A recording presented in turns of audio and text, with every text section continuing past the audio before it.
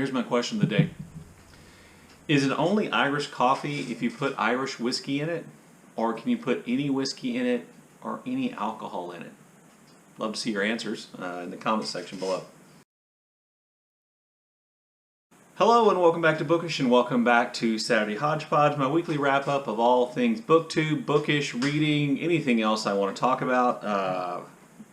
I wanted to start off by saying thank you to a number of you who reached out to me to express your condolences and your concern for me.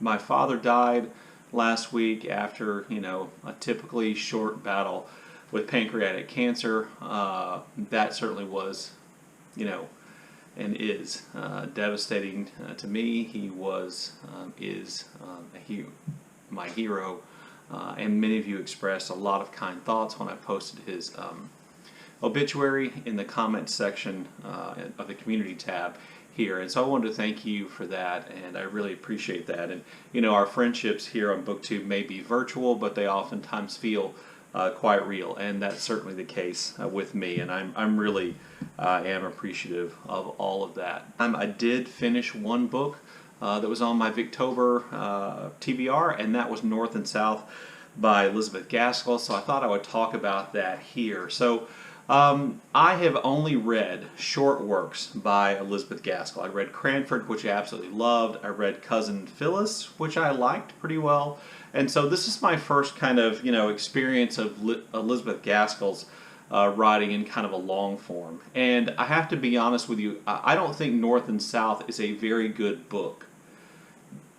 It is, I think, Gaskell really trying to do too much. So on the surface, it's the story of a young woman named Margaret Hale who experiences a number of misfortunes, has to leave her home kind of in the south of England where she was a part of the country gentry, and in London where she was a part of, let's just say, the idle rich, and move north to an industrial town with her parents in which she experiences a real difference, literally a north and south difference in the way people behave and what's expected and how she's treated and who's, important, and she has to really come to grips with that. And in the process, through Margaret Hale, we see Elizabeth Gaskell, exploring issues about the relationship between management or ownership and labor, the differences between, country life and city industrial life, and which one is better and not, and, what role labor unions play, and how, the relationship between management, ownership, and labor should be worked out, that all those things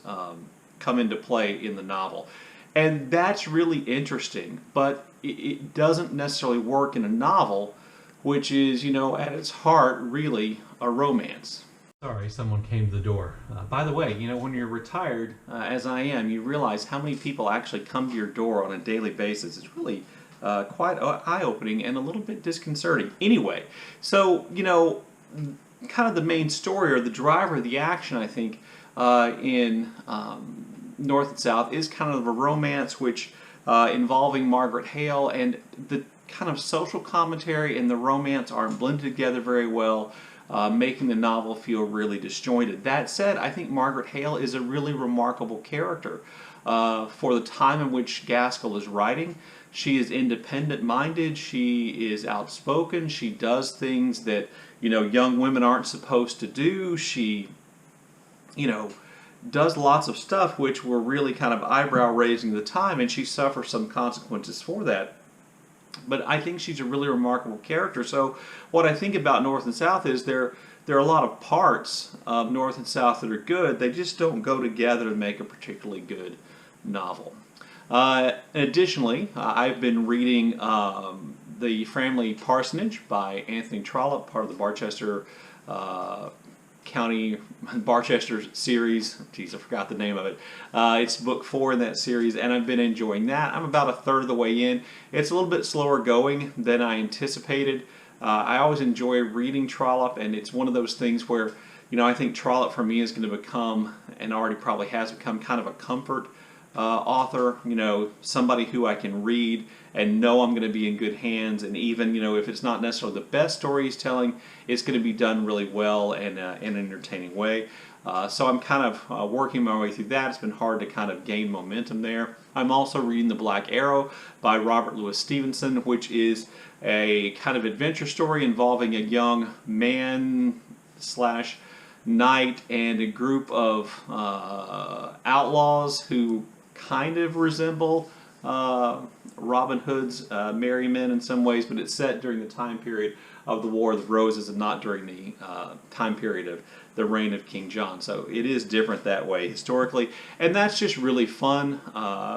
There are Stevenson writes the dialogue in what I assume he believes is the dialect of the time, or maybe it's the dialect of his time, which can be kind of slow going for me. There are lots of interesting word choices, and kind of brings up the fact that many words have changed their meaning over the years. But I am enjoying that. I think I'm enjoying that more than I enjoyed Kidnapped, which I think I read last year or the year before last. So that's kind of my Victober reading. I'm also listening to The Moonstone by Wilkie Collins. That's my audiobook of the month, and I'm really enjoying that. But man, Wilkie Collins can tease out a plot and a mystery pretty much better than anybody I think ever has. The last book on my kind of Victober TBR that I want to get to is New Grub Street by George Gissing, which I hope to be able to start reading sometime early next week. Anyway, so that's kind of all my reading. While I was away and not making videos, the Nobel Prize was announced, and the winner was Annie Ernaux. I've only read one book by Annie Ernaux, The Years, but I made a whole video about how it kind of prompted some of my thinking, or prompted some thoughts, and I enjoyed The Years. I thought it was good, and so I think, like always, when an award is announced and it's given to an author whose work you've read, you go, okay, that's great. I know something about that person, and oftentimes I think with Nobel Prize winners, particularly maybe if just you're an American, you learn about their work after they win the prize. But I was pleased. I recognize that the Nobel still has issues with actually awarding the prize to writers from outside, of maybe Europe. There still seems to be an issue there, but I was happy that Ernaux won. Also recently, I published a video in which I talked about 11 modern classics that I don't think you need to read. And among those, the first book I mentioned was Gone with the Wind. I knew in mentioning Gone with the Wind I was running the risk of having a lot of people attack what I had to say about Gone with the Wind. And I've really kind of been enjoying defending both what I said, but also in a weird way defending Gone with the Wind, because I find myself in a strange position. I'm either defending my claims, which I believe are verified by the text of Gone with the Wind, defending my claims that Gone with the Wind is at its heart a racist, Klan-apologizing, lost cause BS book, which has done irreparable harm to, maybe not irreparable, but it's done real harm to America's understanding of slavery, the Civil War, the South, and Reconstruction, in a way only a piece of incredibly popular culture can. I've either been defending what I've said or defending including on the list of modern classics, because a lot of people have written in on that comment section to tell me that Gone with the Wind is not a classic, that it's a piece of romance, that it's I can't remember what the one was, a bodice ripper, that it's not really a classic. And I found myself in the odd position of defending Gone with the Wind, which did win the Pulitzer Prize. Now that may not be the end-all be-all of what is actually a classic, or what is actually, in the minds of some people, a legitimate work of literature or work of art, but I think that kind of justifies the idea of me including it as a modern classic in my list. And beyond that, and I probably should have said this in this video, my criteria for what a modern classic is that A, the publisher of the paperback editions refer to it as a modern classic, which certainly is true of Gone with the Wind, or call it a classic. Or people generally think about it when they talk about reading classics, you'll see them throw Gone with the Wind in.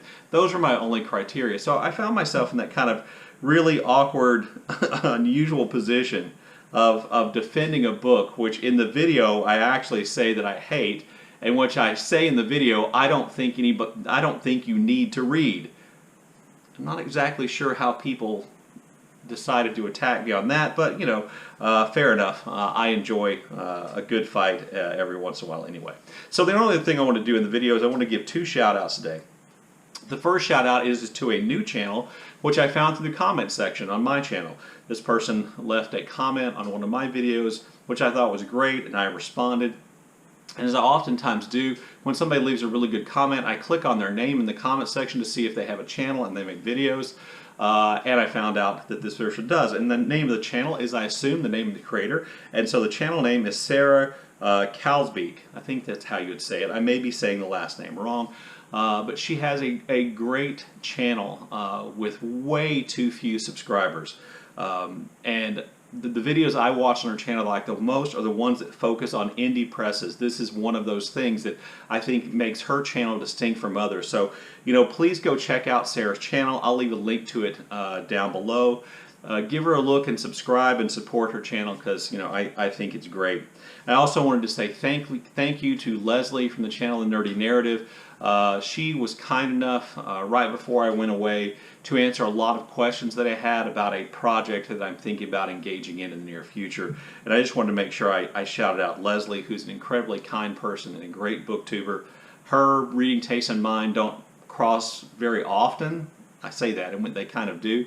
Don't cross all that often, but I enjoy her content, and she is just a really nice person. So please, if you don't know about Leslie, which you probably do, if you don't know about Leslie, I'll leave a link down below. Go check her out. Anyway, there you go. There's my Saturday hodgepodge for this week. I look forward to your comments in the comment section below and the answer to that Irish coffee question. And thank you for watching.